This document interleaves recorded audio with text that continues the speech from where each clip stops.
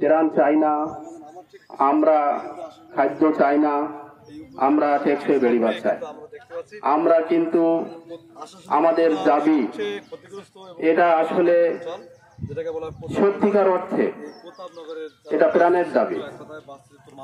তার কারণ বাস্তুচুর যারা আছেন ওনারাই বোঝেন এই দুঃখ, ওনারাই বোঝেন এই কষ্ট, ওনারাই বোঝেন এই যন্ত্রণা। যে মানুষ তার রাত্রি ঘুমন্ত অবস্থায় যদি সে জানে না যে আমার এই রাত সত্যিকার অর্থে এটা সুখের রাত, তার কারণ উপকূলবাসী এনারাই বোঝেন কষ্টের কথা। এই মানুষগুলো যখন তার পৈতৃক ভিটাবাড়ি নদীতে চলে যায়, তার কৃষি ফসল টুকু নদীতে চলে যায়, উনিও কিন্তু বোঝেন যে আসলে কিভাবে আমি এই পৈতৃক জমি, আমার এই ভিটাবাড়ি, আমার এই ছেলে মেয়ে কোথায় নিয়ে যাব, কোথায় আশ্রয়স্থল পাবে, সেটা আসলে তারা জানে না যে আমি কোথায় যাব।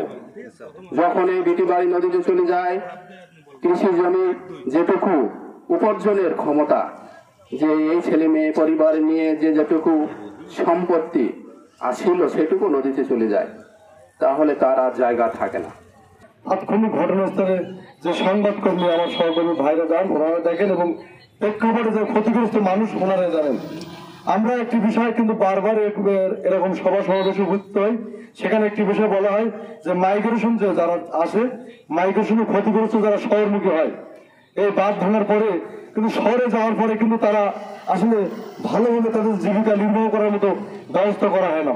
হয়তো বা কিছুদিন এখানে ওখানে থাকে, আবার পুনরায় তারা তাদের নিজের এলাকা চলে যেতে হয়। কিন্তু সেখানে গিয়ে তারা কি করবে? আগে তো তাদের বাঁধ ভেঙে গেছে, কিন্তু পুনরায় যে একটা ঘর ভালোভাবে গড়ে তুলতেই না তুলতেই দেখা গেল আরেকটি প্রাকৃতিক দুর্যোগ। অর্থাৎ দুঃখ কিন্তু একবার সামনের দরজা আসতে আসতেই পিছনে পৌঁছানোর পূর্বেই কিন্তু আবার দুঃখ তার সামনের দরজা এসে যায়। এই যে প্রতিনিয়ত দুঃখ দুর্দশা, এই দুঃখ দুর্দশা লাঘবের জন্য প্রতাপনগরের মানুষের দাবি একটাই, টেকসই বেড়িবাঁধ। তারা কিন্তু চায় না যে কোনো ত্রাণ, কোনো সাহায্য, চায় টেকসই বেড়িবাঁধ।